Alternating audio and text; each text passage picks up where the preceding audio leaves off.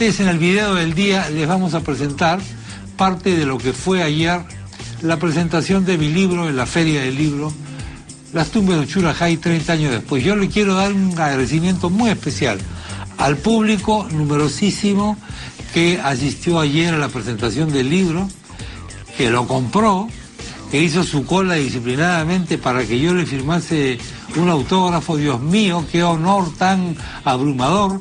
La gente que se tomó fotos, la gente que fue a escuchar estas historias de periodistas, y en fin, el público, en representación de todos ustedes, numeroso además, que estaba parado al final, en representación de todos ustedes que siguen nuestro programa, me acompañó anoche con el privilegio de su culta, inteligente y muy simpática compañía. Este es el video. Bienvenidos al programa. Después del video llega el doctor Pérez Alvela. Adelante. Gracias.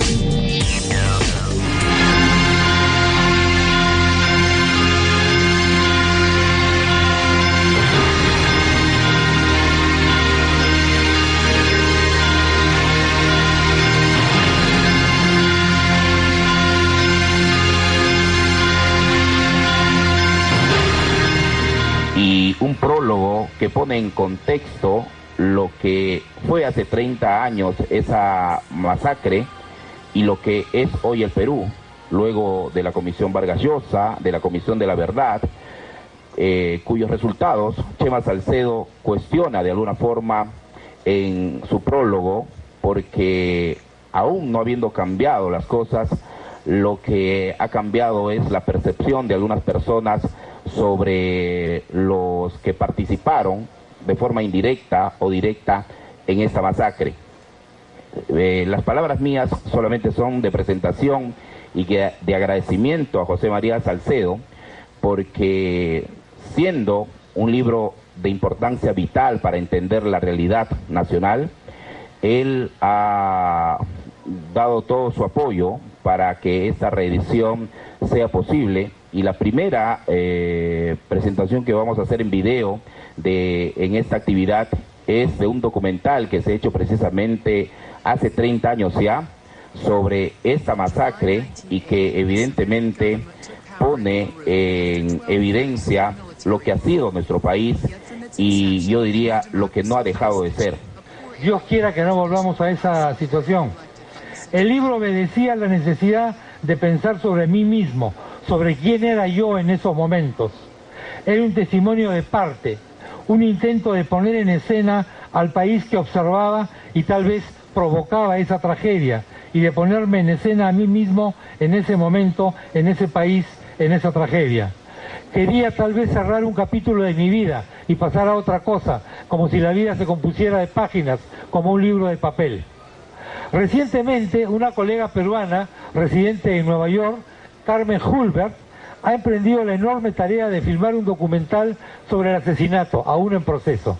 En uno de sus viajes a Lima, me entregó una copia en DVD de Fire in the Andes, un documental de 1984 debido a un realizador americano, Ilan Zipp, que yo francamente no recordaba. Al ver ese DVD vi a un tipo de 35 o 36 años con pelo y bigote oscuros y siempre fumando. Ese tipo era yo. En ese documental aparecen otros personajes que también aparecían en mi libro, Mario Vargas Llosa, por ejemplo, o Javier Díez-Canseco. El 25 de enero de este año, 2013, el diario El Comercio publicó una entrevista a la hija del guía, Juan Argumedo García, también asesinado en Uchuracay, pero cuyo cadáver tardó en aparecer. Cuando la Comisión Vargas Llosa, encargada por el gobierno del presidente Belaúnde de investigar la matanza, llegó a Ayacucho, la señora Rosa, la madre de Juan y abuela de Rosaluz, no fue ni recibida ni escuchada. Según cuenta Rosaluz, la Comisión de la Verdad y Reconciliación tampoco recibió los testimonios de su madre y su abuela sobre los sucesos de Uchuracay. La masacre de Uchuracay sirvió para que la prensa no se arriesgara demasiado en las zonas de emergencia. Durante toda esa época hubo en el país libertad de prensa, pero no necesariamente libertad de movimientos de la prensa. Ese fue el periodo de más violaciones de los derechos humanos, cosa que tampoco suele ser recordada con frecuencia. Dionisio Morales Pérez, Mariano Hassani González y Simeón Aucatoma Quispe fueron condenados a las penas de 10, 8 y 6 años de reclusión, respectivamente, aunque el fiscal había solicitado penas mucho mayores. Estos tres uchurascaínos eran los únicos presos, pero además la sentencia declaró comprobada la presencia de personal militar y policial en el Uchuracay durante la masacre. Sin embargo, aunque la sentencia establecía esa responsabilidad de las fuerzas del orden, no se pudo identificar a ningún policía o militar en concreto, ya que en todo momento, el comando político-militar se negó a informar por razones de seguridad nacional. Conocida la sentencia, los familiares de los periodistas presentaron una apelación para que la justicia determinara la responsabilidad del presidente Belaúnde y los altos mandos militares, lo que parecía totalmente lógico dado el tenor de la sentencia en sus considerandos y cuestiones de hecho. Pero las teorías de la responsabilidad inmediata y la cadena de mando no estaban entonces en la mente de nadie, o estaba en todo caso en la de muy pocos, a lo más como una especulación. Si la lógica con la que se ha condenado después de 2000 a expresidentes y a mandos militares se hubiese aplicado en el caso de Uchurajay, ya sabemos qué habría ocurrido entonces con el presidente y los jefes militares del momento. La sensación de que los campesinos eran la parte menor de los culpables se instaló en el sentido común de mucha gente, más aún cuando los campesinos condenados hablaban muy rudimentariamente el castellano y se declaraban ignorantes sobre todo lo que legalmente estaba ocurriendo. Creo que puedo yo decirlo ahora porque durante la década del 80, en el diario Marca y luego en otros medios como la revista Quehacer, toqué directamente el tema de los derechos humanos mientras estaban ocurriendo las cosas, no 20 o más de 20 años después, cuando las cosas ya habían ocurrido y era políticamente correcto guillotinar a los militares. Me tocó recoger denuncias contra militares, pero me ha tocado también investigar acusaciones contra militares que, como en el caso de las inventadas torturas de Leonor La Rosa, estaban injustamente sentenciados y presos en homenaje terrible a una necesidad política que devora la justicia y la verdad. Todo lo que he podido hacer ha llevado mi firma para bien o para mal, o para bien y para mal, al mismo tiempo en muchas oportunidades.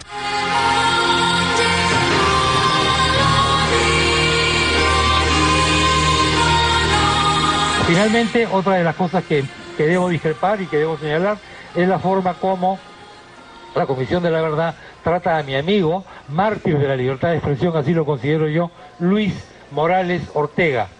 Es una consideración que me resulta particularmente dolorosa. Es el intento de la CBR por desacreditar a un ilustre difunto, mi amigo Luis Morales Ortega, la última víctima de Uchurajay, el héroe de mi libro, si me permiten hablar así.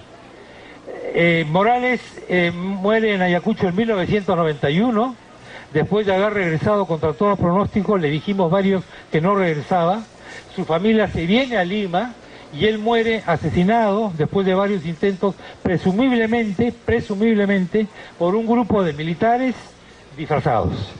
Esto es algo que la Comisión de la Verdad da como cierto, que fueron militares.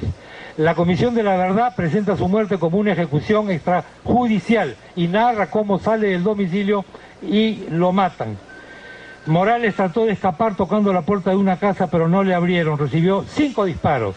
Sus ejecutores huyeron hacia la calle Tres Máscaras y abordaron un automóvil con el que huyeron a toda velocidad. En esta parte del informe, la Comisión de la Verdad destaca que Luis Morales destacó por su permanente denuncia sobre violaciones de derechos humanos, lo cual ha sido un personaje antipático para mucha gente en Ayacucho, no solo para militares. Pero como si la CBR tuviera 2 rostros, 2 cerebros o 2 redactores que no se conocen entre sí, la misma CBR comenta en tono y en letras muy diferentes las entrevistas realizadas por Luis Morales en Uchurajay. De nuevo debo transcribir: el periodista, visiblemente contrariado por la muerte de sus compañeros, entrevistó a los campesinos usando un lenguaje que oscilaba entre el paternalismo y la agresividad. Otro párrafo: antes que facilitar el relato de los hechos, las preguntas de Morales buscaban imponerse sobre las opiniones del entrevistado, impidiéndole narrar completamente su versión sobre lo ocurrido. Y además, al margen de su calidad personal, Morales se revela como un misti que trata a los campesinos como hijos y parece acostumbrado a que le respondan lo que quiere escuchar. Termino agradeciendo su paciencia. La última vez que estuve en Ushurajay fue en diciembre de 2004. Llegué allí con un equipo de RPP para entregar juguetes y víveres con motivo de la Navidad. Vi un nuevo Ushurajay con casita de cemento, una escuela, otras construcciones y por supuesto la cruz de piedra y el monumento que conmemora el asesinato. Más de 20 años habían pasado. Recuperé el olor que me había invadido el 30 de enero de 1983 al bajar del helicóptero. Tierra húmeda, hierba mojada. En la Semana Santa de 2012 estuve en Ayacucho grabando notas para mi programa de televisión. El tiempo había pasado o no tanto, ¿cómo saberlo? Me encontré en la calle con mi amigo y colega Carlos Valdés. Recordé la de hace ya 30 años, su delgada figura durante el proceso sobre Ushurajay en la corte de Ayacucho. Valdés renunció a una pachamanca con otros colegas de aquellos tiempos. Nos sentamos a la mesa, brindamos, yo con agua, y recordamos a Lucho Morales. Recordamos su ironía, nos recordamos a nosotros mismos escuchándolo y pensando que era un exagerado, mientras caminábamos por los portales de la Plaza de Armas de Ayacucho en 1983. Y después yo digo que lo recuerdo en su casona de las calles Tres Máscaras, y recuerdo su terquedad para seguirse quedando en Ayacucho a toda costa y contra toda advertencia. Y recuerdo el pisco que me invitaba y digo que recuerdo su frase, la frase de Luis Morales: 4 tumbas seguirán hablando mientras la nuestra no se abra el silencio. Luego me voy al cementerio de Ayacucho, me paro frente al mausoleo familiar en que descansa el cuerpo de Lucho Morales, miro la reja con candado y me sobrecoge el absoluto silencio que reina entonces en toda la ciudad. Esta es la última vez que yo fui a Ayacucho y de forma ritual cada vez que voy a la tumba de Lucho Morales, quizás para preguntarle por qué ocurrieron aquellas cosas, por qué fuimos, por qué hicimos y por qué somos ahora, si hemos cambiado mucho o no hemos cambiado mucho. Le pregunto al espíritu de Luis Morales, ya que está por ahí, si yo lo he traicionado o no, y qué hemos hecho nosotros desde Lima para que él no sea asesinado, y con él otras tantas cosas. El libro en realidad trata sobre los personajes, trata sobre las personas, trata sobre mí mismo. Salcedo aparece en el libro, pero como un personaje más. Está escrito de alguna manera en tercera persona. Esto quizás hoy día pueda parecer hasta un poco ridículo, pero fue un intento de responder a ciertos interrogantes. Me temo que esos interrogantes siguen todavía abiertos y lo seguirán seguirán estando por muchísimo tiempo, porque por alguna razón la matanza, esta tragedia nos sobrecoge a todos. La hayamos vivido o no la hayamos vivido, y yo me encuentro muchas veces en mis viajes fuera de Lima con muchachos, chiquillos, que tienen fotocopias del libro aquel primitivo que yo saqué el año 1983 y que me preguntan por esas cosas. Ojalá esta pequeña contribución, que se debe básicamente al estímulo de mi amigo Jaime Vázquez, sin cuyo estímulo yo no hubiese publicado el libro anterior que salió en Tierra Nueva, que se llama Ruidos, y este que se llama Las tumbas de Ushurajay, y el que vendrá después, si lo termino de escribir, que será un libro mucho más light, les prometo. Este no es un libro light, pero sin embargo no deja de tener un cierto humor. Buenas tardes.